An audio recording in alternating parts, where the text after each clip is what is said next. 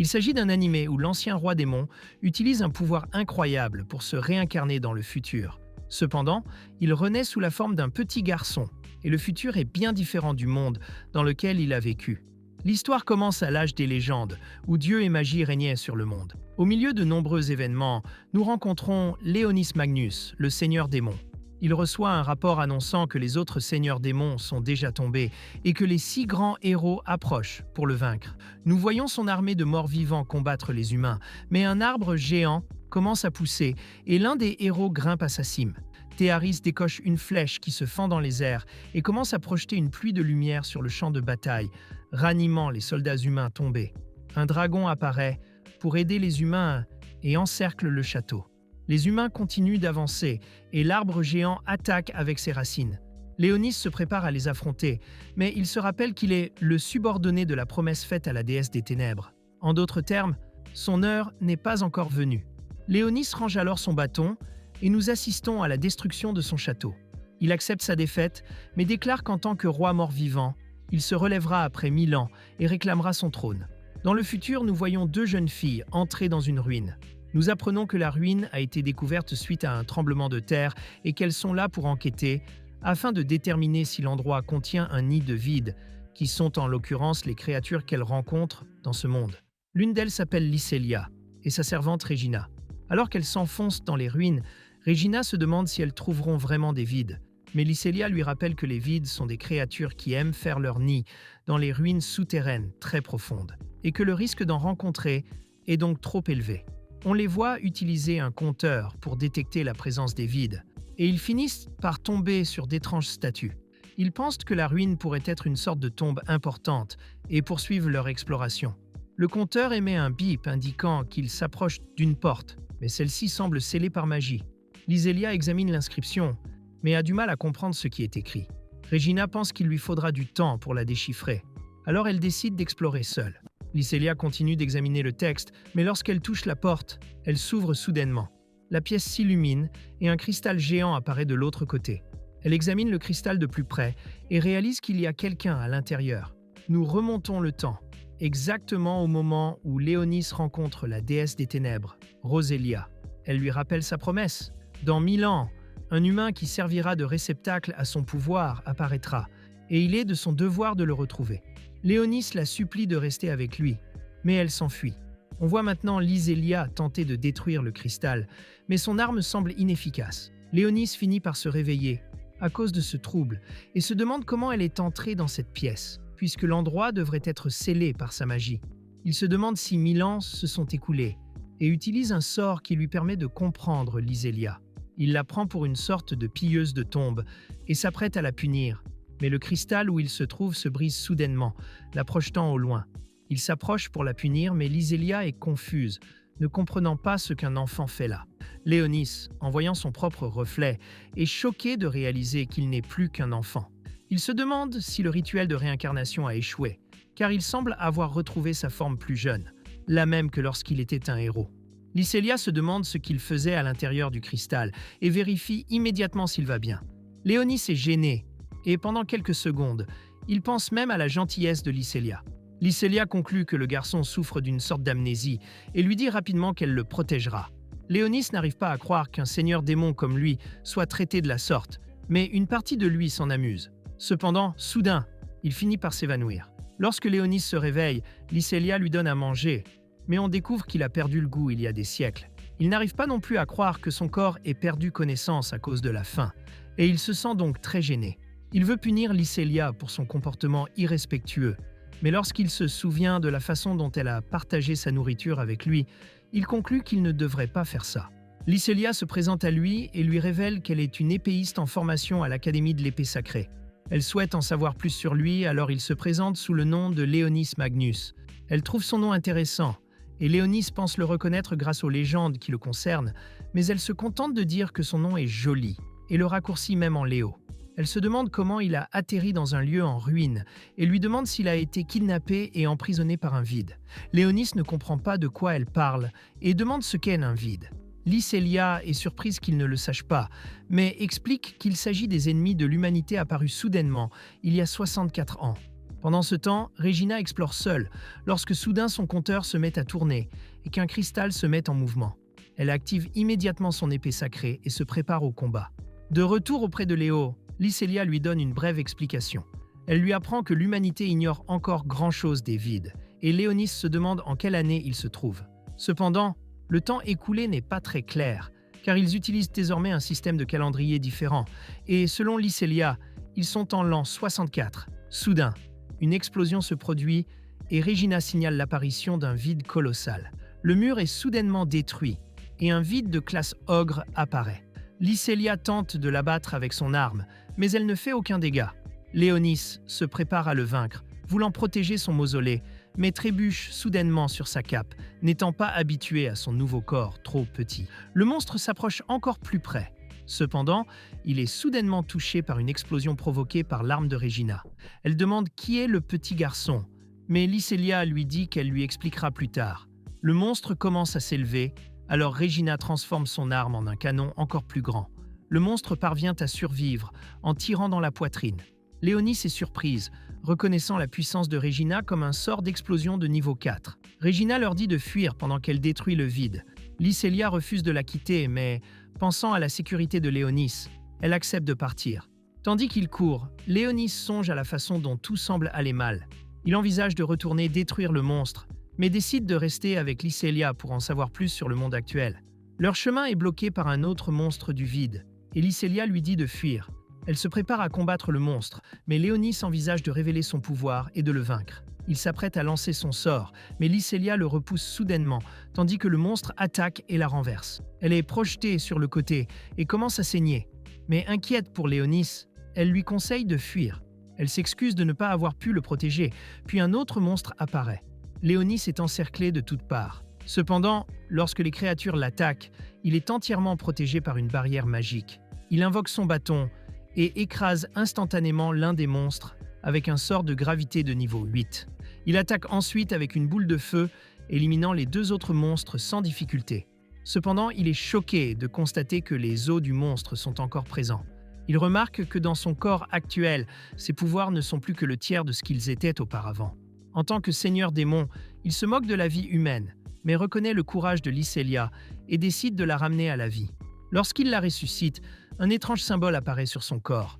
Regina achève le monstre à ses côtés et tente immédiatement de contacter Lycelia. Léonis est stupéfait que les humains aient développé une technologie de communication à si longue distance, et c'est à ce moment-là que Lycelia se réveille. Elle le serre immédiatement dans ses bras, heureuse qu'il aille bien. Léonis n'arrive pas à croire que ce soit sa première préoccupation. Elle se demande alors comment elle fait pour être en vie. Léonis répond que ses blessures n'étaient pas si graves et qu'il n'a utilisé qu'un sort de guérison. Lycelia, perplexe, se demande s'il s'agit d'un pouvoir de l'épée sacrée. Léonis répond qu'il ne comprend pas ce qu'elle veut dire. Lycelia explique alors que les épées sacrées sont un pouvoir qui a émergé chez les humains pour combattre le vide. Lorsque le vide est apparu, des enfants aux capacités mystérieuses ont également commencé à apparaître. Léonis se souvient de l'arme de Regina, et Lycelia explique que les épées sacrées semblent incarner la personnalité de celle qui les porte, mais elle remarque qu'elle n'a pas encore reçu la bénédiction de sa propre épée sacrée. C'est pourquoi elle ne combat qu'avec des objets magiques. Regina les rejoint et les interroge sur les monstres qu'ils ont rencontrés. Lycelia veut aussi savoir ce qui s'est passé, mais Léonis affirme qu'il s'est caché et que les créatures ont tout simplement disparu. Après cela, elles parviennent à sortir et les filles décident de ramener Léonis en ville. Regina se présente en chemin et s'offre à lui avec perversité, après avoir remarqué que le garçon la regardait. Lycelia lui demande de ne pas paraître étrange, mais Regina continue de le taquiner, et Léonis n'arrive pas à croire qu'un seigneur démon comme lui soit ridiculisé par un simple humain. À leur arrivée en ville, Léonis est surprise de la voir. Lycelia révèle qu'il s'agit du 7e jardin d'assaut, le dernier bastion de l'humanité contre les vides, et Léonis est stupéfait par l'évolution de l'humanité. Dans un flashback d'il y a 6 ans, on voit le 3e jardin d'assaut attaqué par une armée de vides. Des habitants se sont réfugiés à l'abri du manoir, où l'on voit les jeunes Lycelia et Regina accrochées l'une à l'autre, effrayées. Regina est effrayée par les bruits extérieurs, mais Lycelia la rassure en lui disant que ses parents et les autres chevaliers n'ont jamais perdu une bataille auparavant. Les bruits extérieurs s'intensifient, Alors Lycelia tente de courir vers la porte pour aider sa famille, mais Regina la retient et lui dit de se calmer. Elles sont secourues quelque temps plus tard, mais nous apprenons que tous les chevaliers sacrés sont morts. Lycelia tombe à genoux et elle et Regina se mettent à pleurer. Dans le présent, Léonis se demande si l'île entière est une forteresse, mais Regina lui répond que c'est aussi une ville où elles vivent et qu'elles doivent la protéger.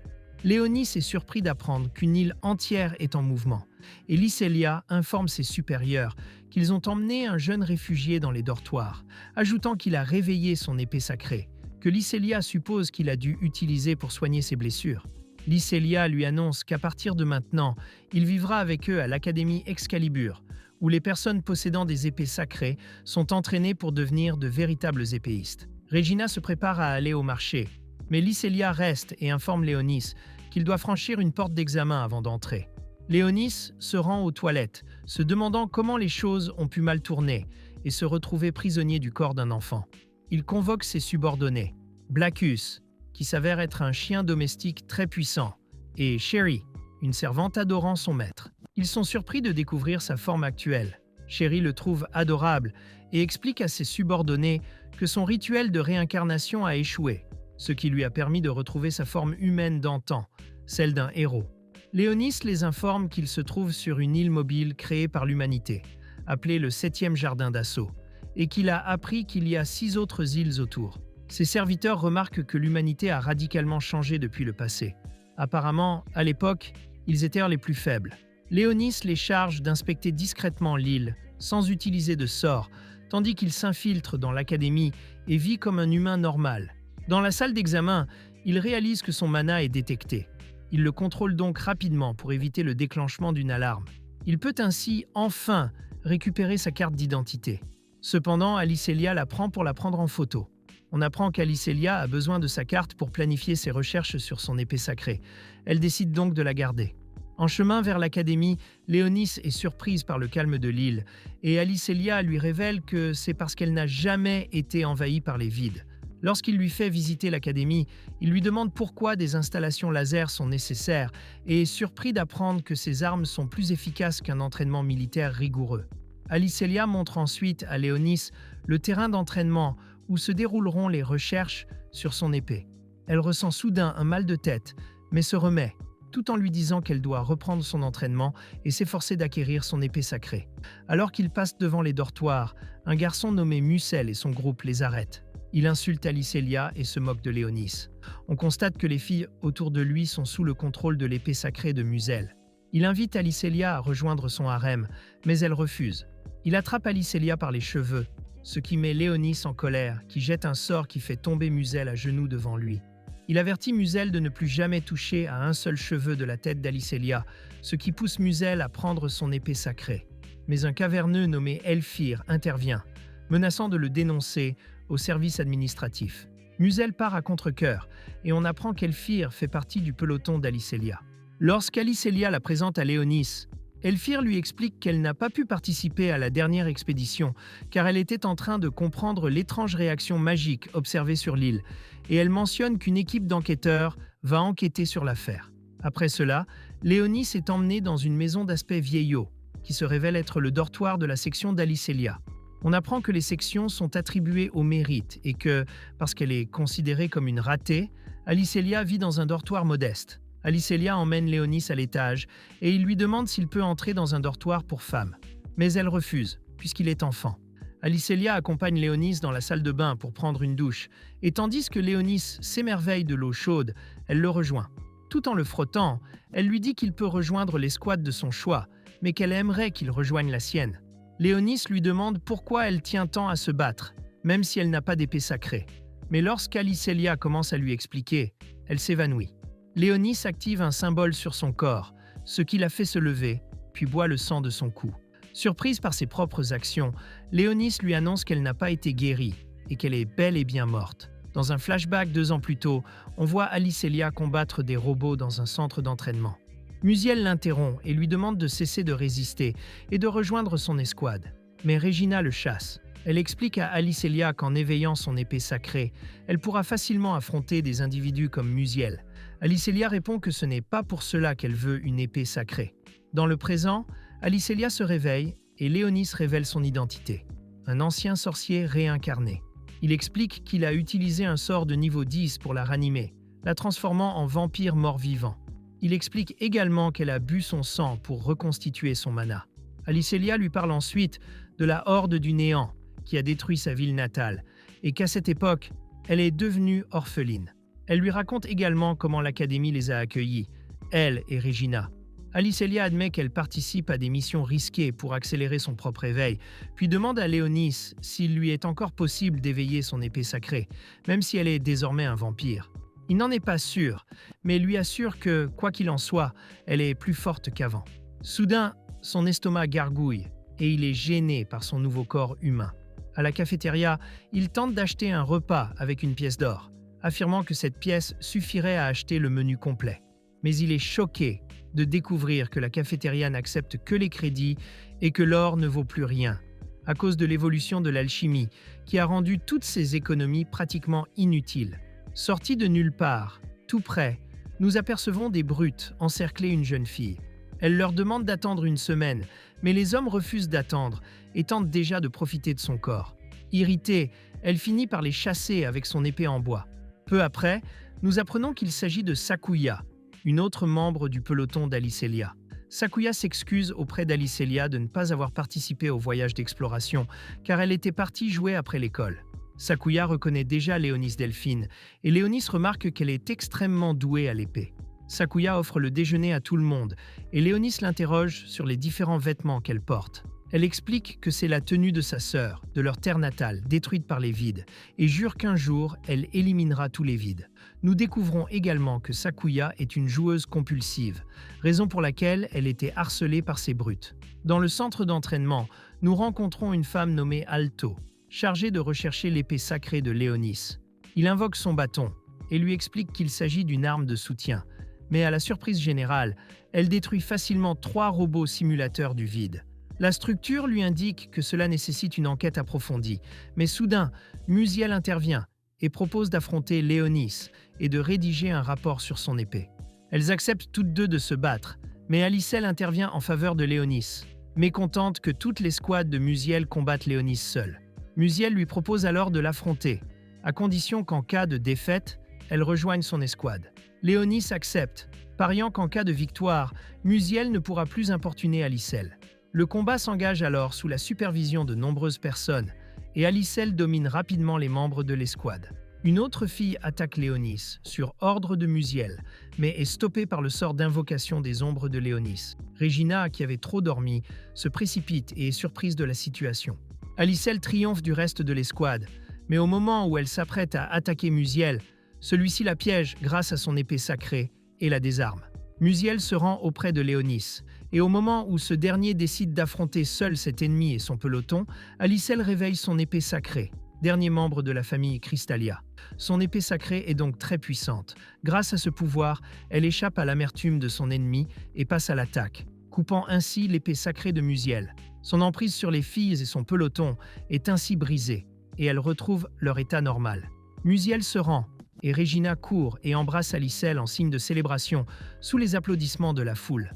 Plus tard, au dortoir, Alicelle remercie Léonis et lui dit qu'en tant que servante, elle le protégera, mais lui demande de la rendre plus forte. Une fête est organisée au dortoir pour la conquête d'Alicelle et l'entrée de Léonis dans son peloton.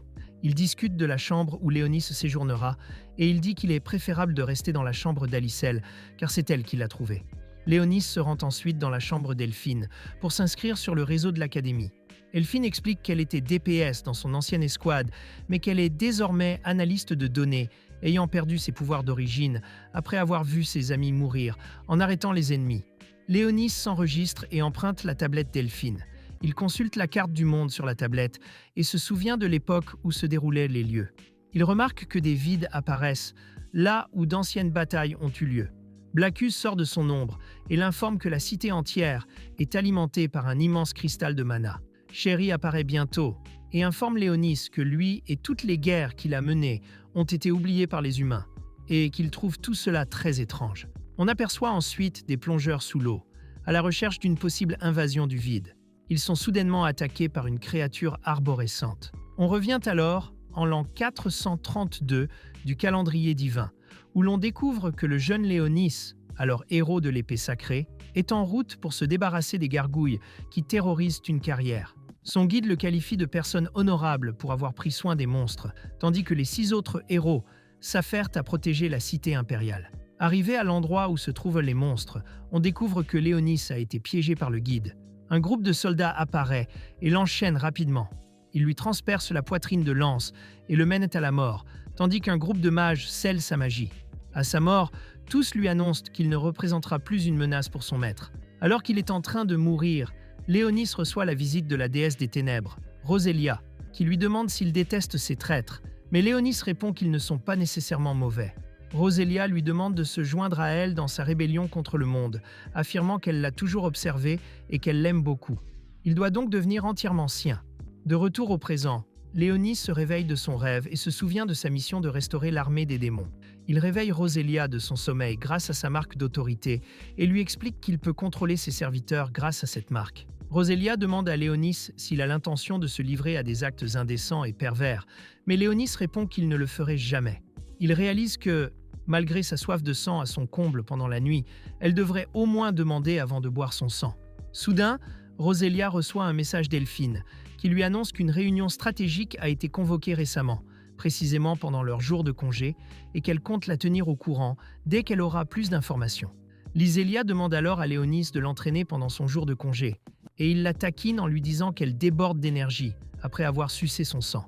Au centre de commandement, les membres du conseil et le directeur par intérim sont informés que la communication avec le peloton des Marines a été perdue et qu'une activité du vide a été détectée seulement 3 secondes avant la coupure du signal, ce qui est un délai inhabituellement court pour une attaque du vide.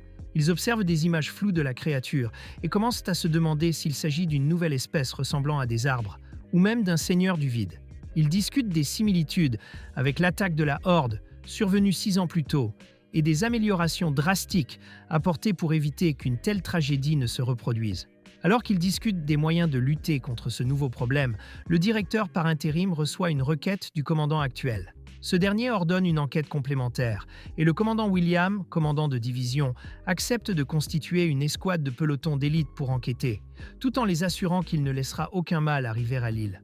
Ailleurs, sur le terrain d'entraînement, on constate qu'Alicel a beaucoup progressé, maniant aisément les robots d'entraînement. Léonis lui prépare alors un défi encore plus difficile. Auparavant, il recouvre les quartiers d'entraînement d'une barrière et invoque une horde de ses squelettes, de plus bas niveau. Après cela, on la voit épuisée, après avoir vaincu tous les squelettes. Elle propose de préparer un repas en guise de remerciement pour l'entraînement, mais Léonis hésite, prétextant qu'il ne veut plus dépendre d'elle, même si son estomac lui dit le contraire. Ailleurs, on voit une équipe de reconnaissance sous-marine à la recherche du Seigneur du Vide. Dans les dortoirs, Sakuya aperçoit Black assis dehors et le trouve très mignon. Elle lui attache donc de la nourriture autour du cou pour plus tard. Après cela, on voit Regina entrer dans la chambre d'Elphine avec de nouvelles friandises à lui faire goûter. Peu après, Sakuya entre et lui parle d'un chien qu'elle a trouvé dehors. Regina demande pourquoi Elphine porte son uniforme, et elle répond qu'elle est de service avec l'équipe de reconnaissance. Lysélia et Léonis parcourent la ville dans son véhicule, observant tout autour d'eux, et il est une fois de plus émerveillé par les exploits de l'humanité. On voit que Sherry a commencé à travailler dans une nouvelle cuisine pour gagner de l'argent pour son maître. Le patron lui demande de couper des pommes de terre, mais elle finit par couper les pommes de terre avec le bol. En guise de punition, on lui ordonne de balayer dehors. Juste au moment où elle s'apprête à balayer, elle voit Lysélia arriver avec Léonis et se cache derrière la porte. Lysélia apporte un beignet à quelqu'un, et Sherry se demande où elles vont. Après leur départ, elles s'arrêtent à un autre endroit et plusieurs enfants accourent pour saluer Lysélia. On apprend que ces enfants sont des orphelins vivant dans le restaurant et que Lysélia y travaille de temps en temps. Léonis se souvient qu'il était lui aussi orphelin, tout comme ses enfants, même si sa vie était très différente. À l'intérieur de l'établissement, un petit garçon fait une farce à Lysélia en soulevant sa jupe. Léonis tente de l'arrêter immédiatement, mais Lysélia le calme en lui disant que ce n'était qu'une blague. Il rencontre la propriétaire des lieux et Lysélia lui présente Léonis. Lysélia leur explique qu'elle leur a apporté des beignets et des légumes et que ce soir, c'est elle qui s'occupera du dîner. Léonis comprend que c'est l'endroit que Lysélia veut protéger et se demande s'il a encore un endroit qu'il veut protéger de la même manière qu'elle. De l'autre côté, Elphine perçoit les vibrations au-dessus de la ville grâce au radar. et Sakuya se sent mal à l'aise, comme si quelque chose n'allait pas. Dans les quartiers administratifs en contrebas de la ville, le personnel vérifie les réserves de nourriture et découvre avec stupeur que des racines d'arbres ont envahi la pièce. Nous revenons maintenant à l'an 428 du calendrier divin, à une époque où des monstres envahissent une ville fortifiée. Dans les murs de cette ville se trouvent 3 héros, dont Léonis, qui n'avait alors que 12 ans. Ayant observé le danger imminent, Théarès insiste sur le fait qu'ils ne peuvent pas attendre les autres héros. Le plus âgé d'entre eux, Arakaël, décide alors d'éliminer les monstres et tous les humains, prétextant qu'il en aura assez de les ressusciter plus tard. Il jette alors un sort qui incinère tous les êtres vivants de la ville et demande à Théarès de ressusciter les habitants. Cependant, Léonis dégaine son épée, brisant le sort du vieil homme. Il déclare simplement son aversion pour le projet de tuer et de ressusciter tout le monde. Il bondit par-dessus les monstres, les tuant tous, et les habitants se mettent à applaudir. Cependant, le vieil homme commente qu'un jour, Léonis creusera sa propre tombe avec tant de puissance et parce qu'il cherche trop à conquérir le bonheur des habitants. De retour dans le présent, nous voyons que dans la salle de contrôle, tout le monde est informé de la disparition du spécimen sous-marin. Le directeur par intérim affirme qu'il devait s'agir d'un vide pour que la chose disparaisse ainsi, mais le directeur Gullion suggère qu'elle pourrait s'être cristallisée et insiste sur la nécessité de l'éliminer avant qu'elle ne se manifeste à nouveau. Ils apprennent qu'une épéiste sacrée du peloton 18 souhaite partager les résultats de l'enquête avec eux. Au début, le conseiller militaire refuse d'entendre une étudiante, mais change rapidement d'avis lorsqu'on lui mentionne qu'elle appartient à la famille affiliée. Elphine commence à révéler les données qu'elle a recueillies, déduisant qu'un vide s'est infiltré dans les souterrains du jardin, provoquant des perturbations du réseau mobile. Tout le monde est incrédule face à sa révélation, tandis que les opérateurs de la salle de contrôle confirment son hypothèse, affirmant que des bruits étranges ont été signalés dans le bloc 59 et que le vide semble se déplacer. Elphine suggère que le vide infiltré dissimule peut-être ses mouvements pour pénétrer plus profondément dans la ville. Ils affirment qu'un vide n'aurait pas l'intelligence nécessaire, mais un autre rapport du département des ressources révèle la présence d'une végétation dense, semblable à des racines, dans un entrepôt. L'agent voit Regina essayer d'appeler Lycelia, mais elle ne parvient pas à la joindre. Elphine envoie alors son drone vers elle, où se trouvent Lycelia et Léon avec les enfants. Pendant ce temps, des soldats affrontent le vide dans l'entrepôt, mais ils s'échappent, semant la confusion. Elphine rapporte que le vide se dirige vers la centrale électrique, suivant les lignes électriques, et que s'il y parvenait, il pourrait absorber une énorme quantité d'énergie et provoquer un chaos total. Le vide atteint effectivement la centrale et commence à défier les systèmes de sécurité. Au même moment, les autorités locales déclarent que le jardin va passer en mode forteresse et demandent à tous les citoyens d'évacuer vers des abris. Le vide finit par atteindre le cristal de mana à l'intérieur de la centrale, ce qui lui permet d'invoquer une horde de vide, et des monstres commencent à tomber du ciel. Dans la salle de contrôle, les préparatifs sont en cours pour une bataille prolongée, car ils doivent tenir au moins 3 jours jusqu'à l'arrivée des renforts de la capitale. Léon et Lycelia comprennent la situation, et Léon ordonne à Chéri de protéger les amis de Lycelia. Alors qu'ils tentent d'évacuer les enfants, des monstres volants approchent. Léon rejoint Lycelia qui se prépare au combat. Elle en abat 2 sans effort, tandis qu'il brûle rapidement les autres. 3 nébulosités de classe Ogre apparaissent soudainement là où le reste du peloton est positionné. Sakuya les élimine facilement un par un, et Regina s'occupe des autres avec son canon.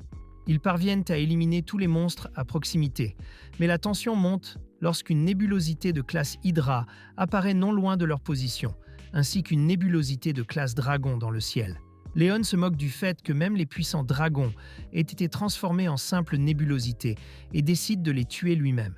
Il demande à Lycelia de le protéger pendant qu'il lance un puissant sort et tue le dragon avec un sort de niveau 10. Malgré ce coup puissant, le dragon reste en vie. Il crache du feu, projetant Lycelia sur le côté. Mais Noir surgit de l'ombre pour donner à Léon le temps de lancer un autre sort. Noir parvient à retenir le dragon jusqu'à ce que Léon termine son sort, le vainquant ainsi. Cependant, la victoire est de courte durée. Le sol se met à trembler, provoquant une fissure, et d'épaisses branches émergent, saisissant Lycelia et l'entraînant rapidement au sol. Léon court vers la fissure, mais d'autres branches apparaissent, lui barrant le chemin. Les branches se rejoignent pour créer un monstre qui s'adresse à Léon par son nom, et il reconnaît le monstre comme étant Arakaël, Dans un flashback, en l'an 434, dans le calendrier du Dieu Saint, dans la capitale des morts-vivants de Necrosa, nous voyons Léon rentrer au château après une bataille. Il est accueilli par Roselia, et il devient évident que Léonis se transforme progressivement en mort-vivant, la moitié de son visage se métamorphosant en squelette. Léonis lui annonce sa victoire contre un ennemi redoutable et lui offre le butin. Elle lui demande de le garder précieusement. Roselia le félicite également, et Léonis lui annonce qu'il s'est fait un nouvel ami, Blackus, membre de la royauté du Royaume des Ténèbres, qu'il soutient dans les moments difficiles liés à une guerre en cours, en échange de l'apprentissage de certains sorts. Roselia exprime son désir d'offrir un cadeau à Léonis et prend l'épée sacrée qu'il possédait lorsqu'il était un héros. Elle constate que cette épée ne lui convient plus et la transforme en épée démoniaque avant de la lui offrir. Elle mentionne que son utilisation est soumise à des conditions spécifiques, mais Léonis semble déjà les connaître. Dans le présent, Léonis et Arakael s'affrontent. Léonis contrecarre la tentative d'Arakael d'invoquer d'autres néants en le frappant avec sa magie de feu.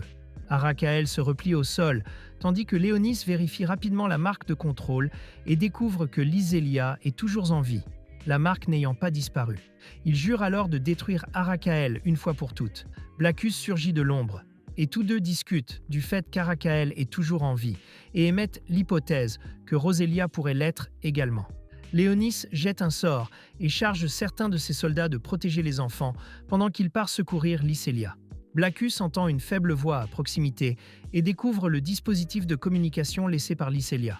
Elphine appelle Lysélia et lui demande de les rejoindre dans le combat contre un néant de classe Hydra, car ils n'ont actuellement pas la force de le vaincre seul. Léonis répond en expliquant que Lysélia a été kidnappée. Il demande à Elphine d'utiliser les pouvoirs de pistage de son épée sacrée pour localiser Lysélia et pouvoir la secourir. Elle l'avertit du danger et lui suggère d'attendre l'arrivée des autres escouades, mais il lui rétorque qu'attendre n'est pas une option. Évaluant la situation grâce à son épée sacrée, Elphine décide de lui faire confiance, après avoir constaté l'ampleur des dégâts qu'il a causés. Elphine localise Lysélia et découvre qu'elle se trouve à la centrale. Léonis et Blackus partent à sa rescousse. Pendant ce temps, Elphine évite de justesse une attaque de l'hydre et Chéri intervient pour l'aider à la tuer sans attirer l'attention, laissant tout le monde perplexe quant à ce qui vient de se passer. Léonis emmène Blackus à la centrale. Blackus lui demande pourquoi il cherche à protéger les humains et Léonis admet qu'il s'est attaché à eux. Ils entrent ensuite dans la centrale et Léonis attaque Arakael avec un sort de feu, mais Arakael ne se laisse pas intimider, car il peut facilement se rétablir grâce à ses capacités de régénération. Arakael affirme que Léonis aurait dû mourir il y a 1000 ans, ce à quoi Léonis répond qu'il n'est pas mort, et qu'à ce moment-là, il a seulement scellé son âme. Arakael affirme que le monde a changé et qu'il sera reconstruit avec l'étoile vide. Léonis se demande de quoi il parle, mais Arakael ignore la question et affirme avoir été choisi pour en être le porteur. Soudain, des visages apparaissent sur toutes ses branches, laissant Léonis sous le choc de constater qu'Arakael s'est assimilé au prêtre du Saint-Ordre. Pendant ce temps, Lysélia est ligotée par les branches, quelque part au plus profond du corps d'Arakael. Alors que Léonis attaque Arakael, il réalise que son mana se vide très rapidement. Il en conclut qu'Arakael draine leur mana. La situation devient plus complexe lorsque tous les visages assimilés s'unissent pour attaquer, et Léonis comprend que le seul moyen de l'emporter est de localiser Lysélia et de la réveiller. Pendant le combat, Léonis recouvre une oreillette de son sang et se met à la recherche d'Lysélia. Peu après, on retrouve Lysélia piégée dans les branches. Elle se déplace par désir de protéger tout le monde, et soudain des épines jaillissent de son sang, détruisant des branches qui la piégeaient. Léonis réalise où se trouve Lysélia et lance le casque sur elle, la transperçant et réveillant ses pouvoirs de vampire. Elle s'échappe et retrouve Léonis, tandis que Blekos disparaît pour se reposer. Lysélia demande ce que Léonis a fait, et il répond qu'il lui a donné du sang imprégné de son mana. Ils se préparent alors à affronter Arakael, qui commence à lancer plusieurs sorts de niveau 10, capables de provoquer une destruction généralisée. En réponse, Léonis demande à Lysélia de le protéger pendant qu'il affronte Arakael. Lysélia se défend des monstres grâce à sa manipulation du sang, tandis que Léonis prépare son prochain coup. Il dégaine son épée démoniaque. Il est révélé que la condition pour utiliser l'épée démoniaque d'Enslet est qu'il ne puisse l'utiliser que pour protéger son royaume. Il déclare alors le 7e jardin d'assaut son royaume et fait de tous ses citoyens ses sujets. Il promet de les protéger, et Blekos est surpris que Denslet soit d'accord avec lui. Arakael affirme qu'il est impossible de changer le destin du monde, mais Léonis, déterminé à vaincre le destin, attaque Arakael avec une puissante technique d'épée, l'achevant ainsi. À cet instant précis, les nouveaux vides cessent d'apparaître et ceux qui étaient déjà présents dans notre monde commencent à disparaître progressivement. Dans la salle de contrôle, tout le monde est incrédule d'avoir réussi à repousser une horde. Ils spéculent que le Seigneur des Vides pourrait avoir été pris dans la fusion de la centrale électrique, ce qui aurait causé sa mort. Pendant ce temps, Léonis et Alikelia atterrissent au sol, accueillis chaleureusement par le reste de la section, qui célèbre la sécurité de tous. De retour au dortoir, Léonis s'allonge sur son lit, tandis qu'Alicelia lui apporte un sandwich et une médaille fabriquée par les enfants qu'ils ont aidés. Elle hésite à lui demander son sang, mais Léonis, sentant déjà son désir, lui tend son doigt. Cependant, au moment même où ils s'adonnent à cet acte, les autres membres du groupe finissent par assister à la scène. Alicelia tente de s'expliquer, mais personne n'est convaincu qu'elle n'a rien fait de mal au garçon. Après l'attaque du 7e jardin d'assaut, plusieurs travaux de restauration ont commencé dans la ville, et la source d'approvisionnement en mana de la ville a été temporairement remplacée par des panneaux solaires qui convertissent les rayons du soleil en mana, en raison des dommages causés à la centrale électrique. Léonis tente d'entrer dans le coffre, poussé par le désir d'en savoir plus sur le territoire qu'il a déclaré être son royaume. Cependant, l'entrée lui est refusée, et l'esprit artificiel de la porte l'informe qu'il doit d'abord obtenir l'autorisation du service administratif. Soudain, Regina s'approche par derrière et commence à le provoquer. Elle lui demande pourquoi il est là, et il ment, affirmant qu'il est venu étudier les langues anciennes afin de pouvoir lire les inscriptions sur les murs des ruines où il a été retrouvé. Regina l'aide alors à accéder au coffre-fort simplement en le regardant. Une fois à l'intérieur, Léonis lui demande comment elle a réussi à le faire, et elle répond simplement que c'était un tour de magie et lui demande de garder le secret. Au même moment, ils reçoivent un message du département administratif, les invitant, ainsi que le reste du peloton, à une cérémonie organisée par la princesse impériale Altiria. Léonis suggère à Regina de se rendre d'abord au port et promet de la rejoindre une fois ses recherches terminées, mais elle décide de ne pas y assister. Dans l'aile de conservation, un groupe de démiens mené par un lion noir nommé Bastia prévoit d'envahir la cérémonie et d'enlever la princesse. Leur intention est d'utiliser la princesse comme monnaie d'échange pour obtenir la libération de leur frère emprisonné dans la capitale. Mais leurs plans sont contrariés par Xanark, la sorcière de la forêt noire, qui propose une approche différente. Elle décide d'équiper le groupe d'épées démoniaques afin qu'ils puissent combattre à armes égales les épéistes sacrés. Xanark propose de détourner le navire et suggère de capturer la princesse. Elle leur demande également d'épargner la vie de certains épéistes afin qu'elles puissent les utiliser en sacrifice, ce que le groupe accepte. De retour à l'aéroport, on voit la princesse Altiria saluer la foule sur le navire, tandis que Regina observe la scène de loin. Léonis retrouve le reste du peloton et offre à Lycelia un porte-clés qu'il lui a acheté, qu'elle finit par apprécier. En route vers le navire, ils sont arrêtés par Fenris, un ami d'enfance de Lycelia, qui la taquine en la traitant de paresseuse du peloton. Les deux hommes commencent à se disputer, jusqu'à ce qu'Elphine les interrompe. Avant de partir, elle félicite Lycelia d'avoir réveillé son épée sacrée. Pendant ce temps, nous constatons que les demi-humains ont réussi à infiltrer le navire par la mer, où la sécurité est plus faible. Ils se déguisent en soldats après avoir tué les vrais. Sur le pont, les autres membres du peloton profitent du moment ensemble, tandis que Léonis lit les informations contenues dans le coffre-fort et réalise que l'histoire a été intentionnellement effacée. Chérie apparaît devant lui, révélant tout ce qu'elle a pu recueillir sur le navire. Léonis la remercie et lui offre un bonbon, ce qui la laisse un peu déçue. Lycelia s'approche de Léonis et le convainc de l'accompagner à un cours de natation. Mais pendant le cours, Léonis regrette d'avoir accepté, car il a du mal à se concentrer. Après tout, la tenue de Lycelia le distrait énormément. Pendant ce temps, la princesse, accompagnée de gardes, se rend à un discours, mais ils tombent dans une embuscade et sont tués par les demi-humains déguisés. Ces derniers capturent la princesse, tandis que son animal de compagnie parvient à s'échapper. Le pont est également pris d'assaut par les demi-humains. Ils dégainent leurs épées démoniaques, mais lorsque Fenris s'apprête à les attaquer, ils menacent de tirer sur les civils, les forçant à obéir.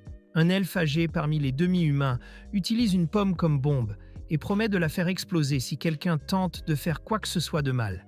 Il déclare que l'enlèvement a pour but de négocier un accord avec le gouvernement, et lorsque le conseiller militaire Baldur les interroge sur leurs intentions, un homme bête, irrité par leur provocation, révèle qu'ils ont reçu leur nouveau pouvoir de la déesse. Léonis murmure alors à Lycélia de se séparer et d'aller sauver la princesse. Sur ces mots, il disparaît silencieusement dans le sol avec son ombre. Dans la salle de contrôle, la princesse est retenue captive par Shanark. Celle-ci active le moteur grâce à ses pouvoirs élémentaires, en échange de la sécurité des civils. Basteia lui ordonne de naviguer vers la capitale, mais elle remarque un nid du vide sur son chemin. C'est à ce moment que nous découvrons que les véritables intentions de Shanark sont de sacrifier des épéistes sacrés contaminés par les miasmes du vide.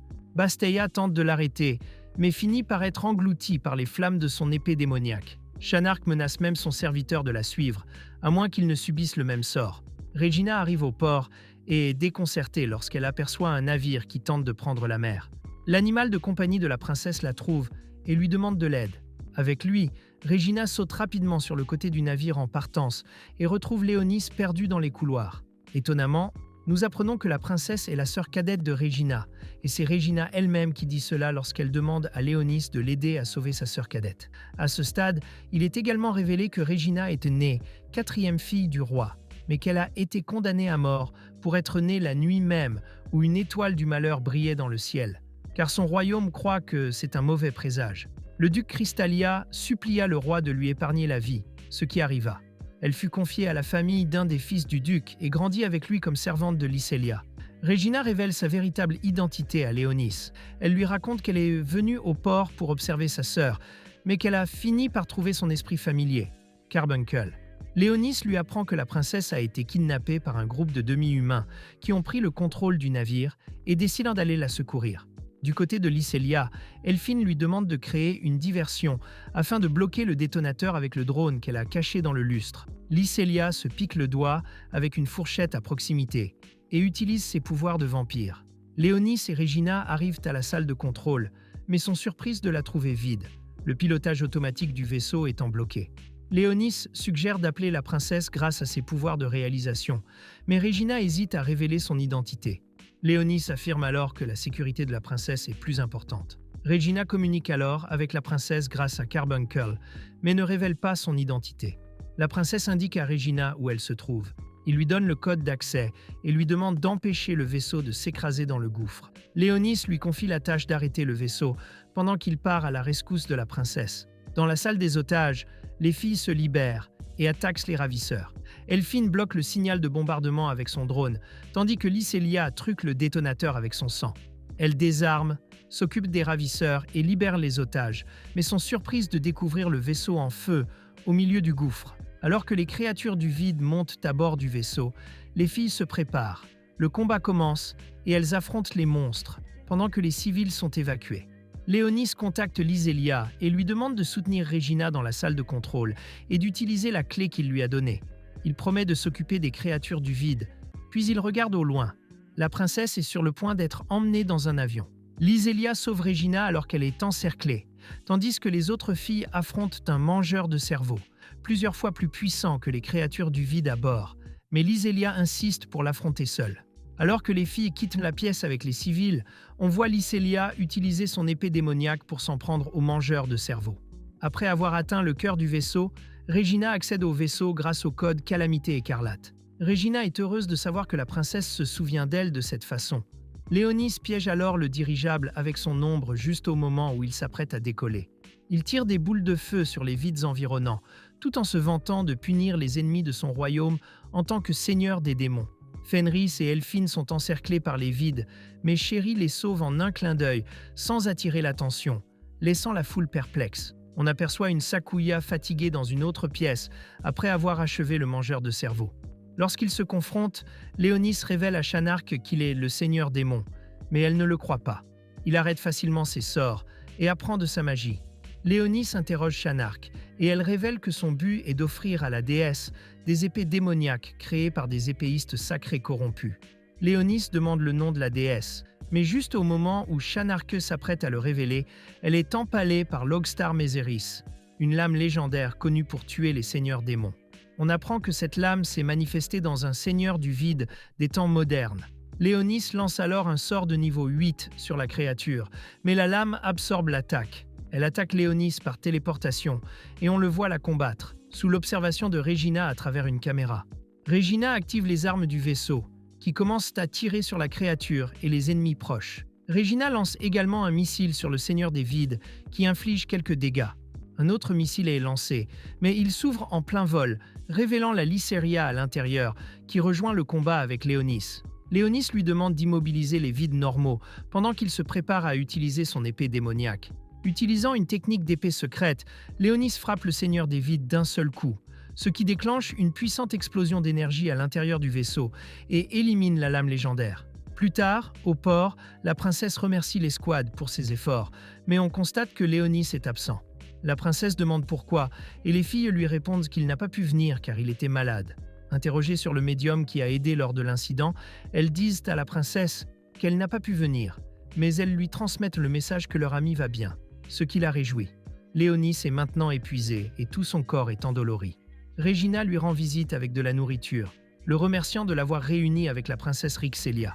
Elle l'embrasse, puis on voit un groupe de soldats poursuivre les demi-humains cachés sous terre. Les soldats les trouvent et leur annoncent qu'ils sont piégés.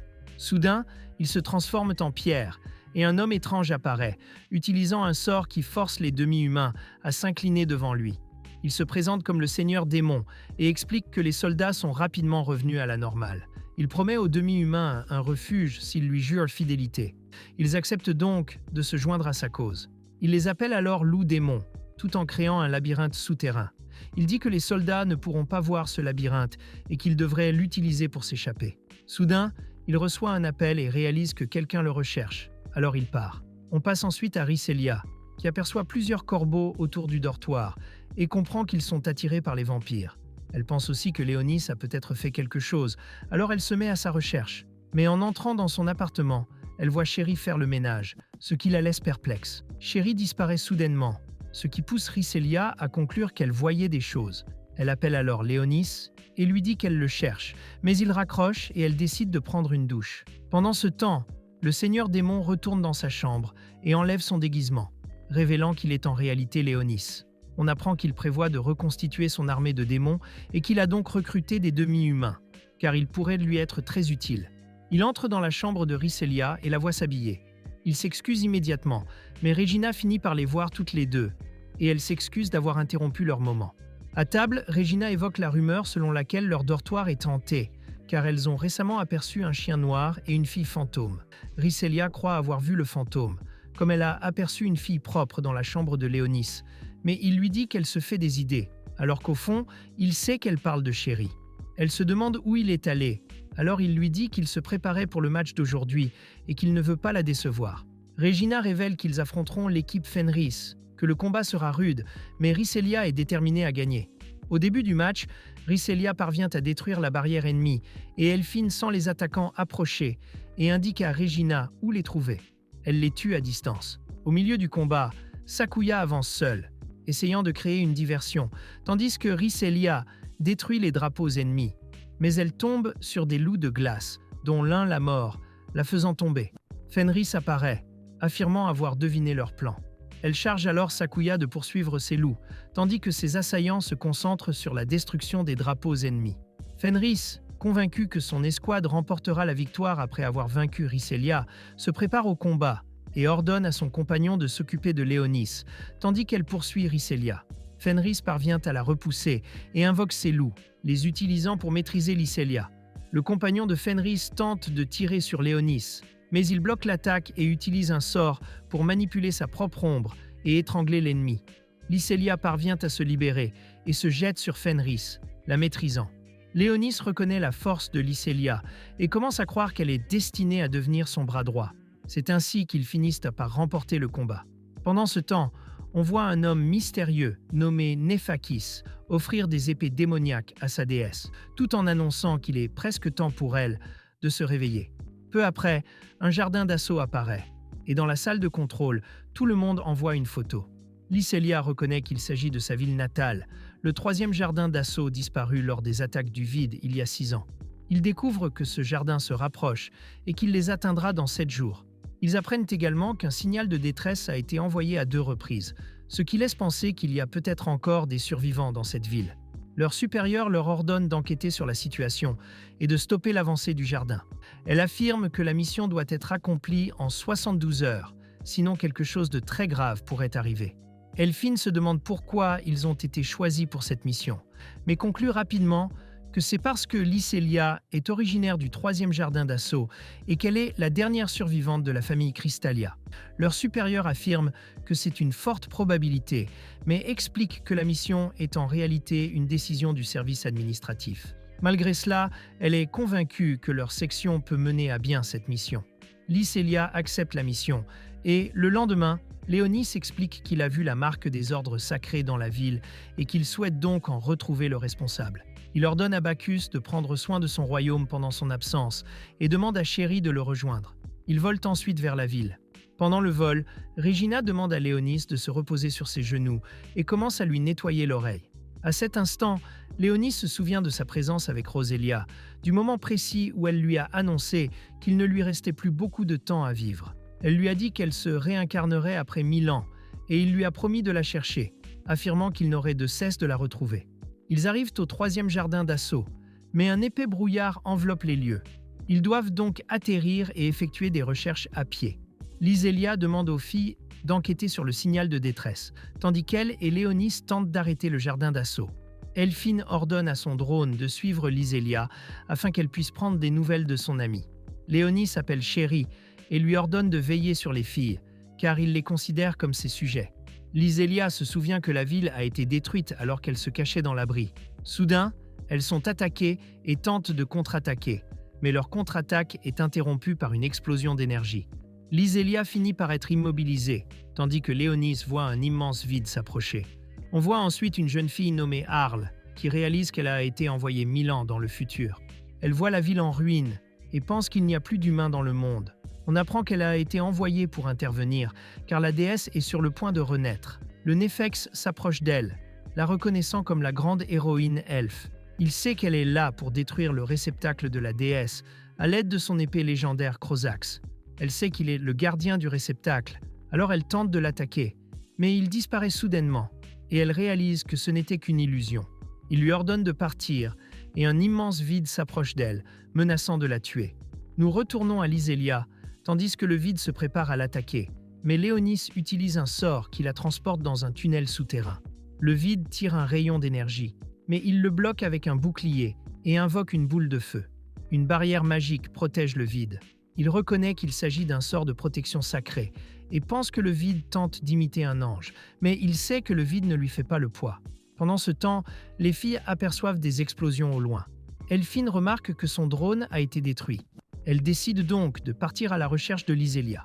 Le vide lance des flèches, mais Léonis les dévie et utilise son sort de gravité de niveau 8 pour tenter de l'écraser.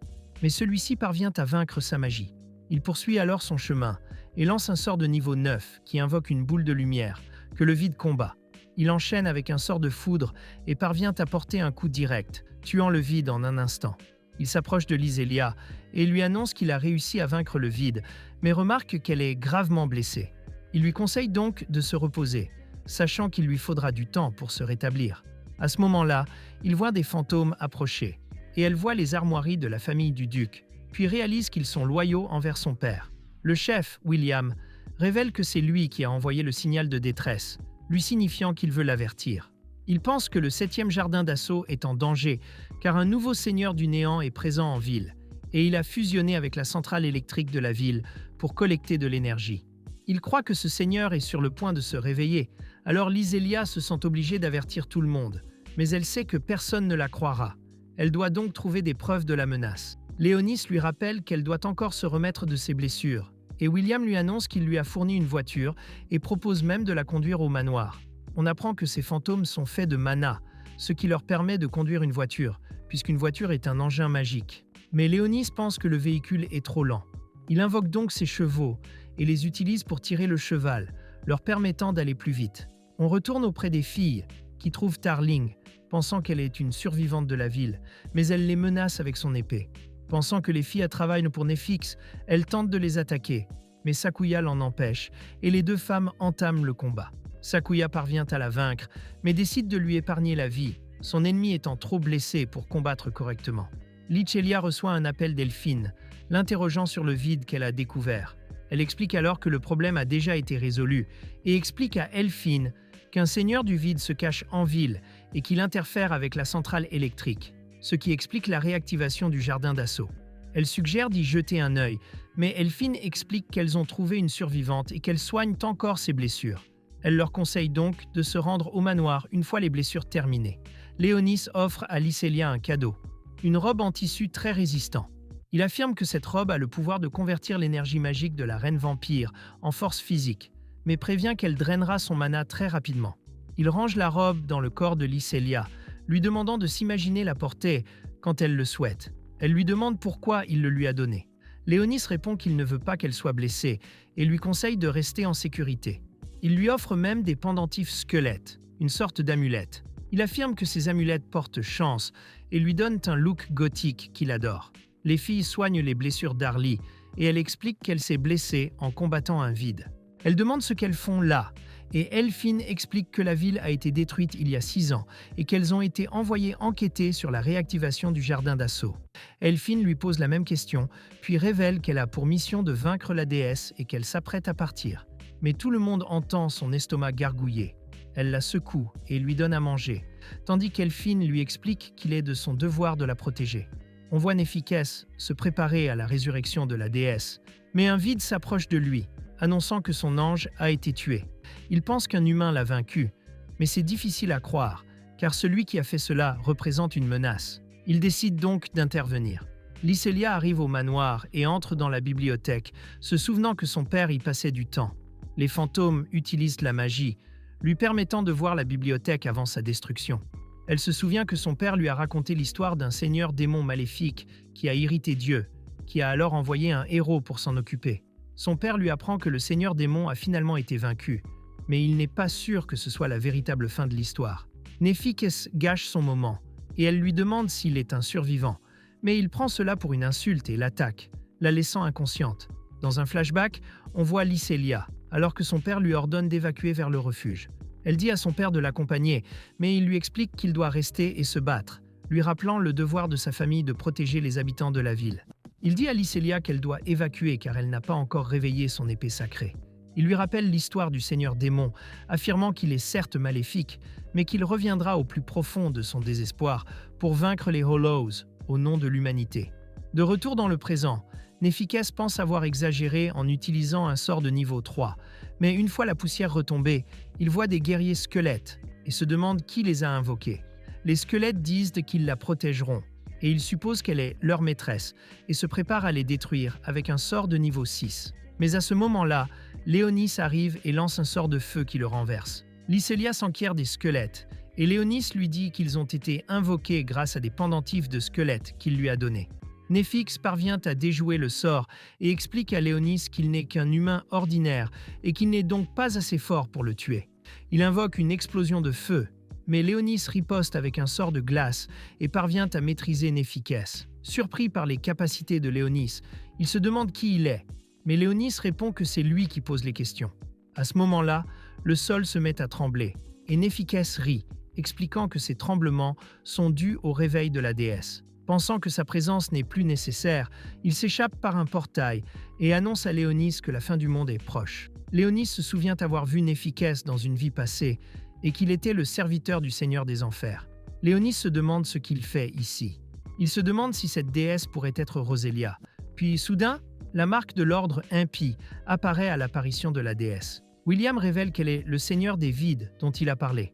Des anges l'entourent, et Léonis voit son visage, réalisant qu'elle a été créée à partir des restes de l'héroïne légendaire Théarès. Regina observe le déroulement des événements et informe tout le monde de l'existence de la déesse. Elphine utilise alors son drone pour activer le vaisseau et envoyer un signal de détresse, appelant des renforts.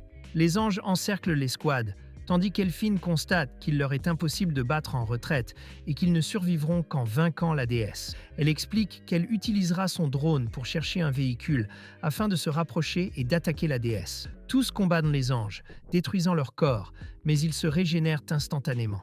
Elphine les scanne ensuite, révélant que leurs têtes sont leurs points faibles. Tout le monde vise alors la tête, ce qui leur permet de vaincre les anges, tandis que Léonis se souvient que Théarès avait le pouvoir de redonner la vie, ce qui explique la capacité des anges à se régénérer.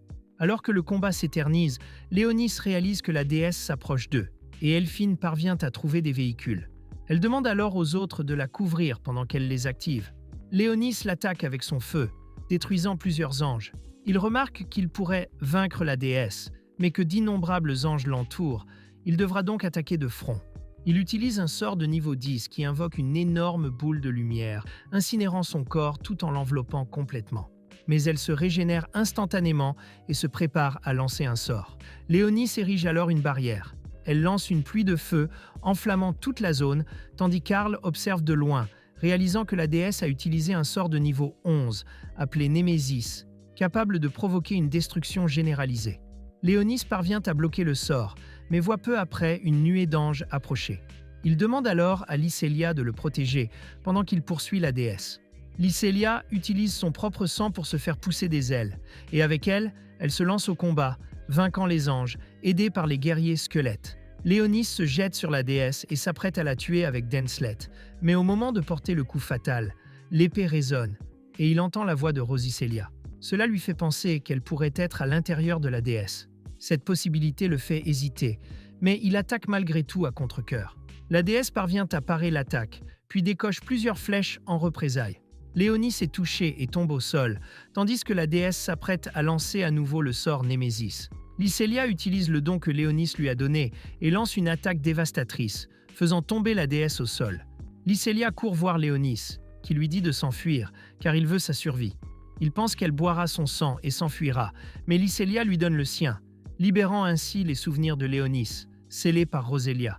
Il se souvient d'un moment passé avec Rosélia, lorsqu'elle lui avait demandé de le tuer avec l'épée démoniaque, au cas où elle se transformerait en monstre. Il répondit qu'il ne pouvait pas, mais elle insista, lui disant qu'il devrait la rencontrer plus tard, affirmant que son épée, Denslet, le guiderait jusqu'à sa destination.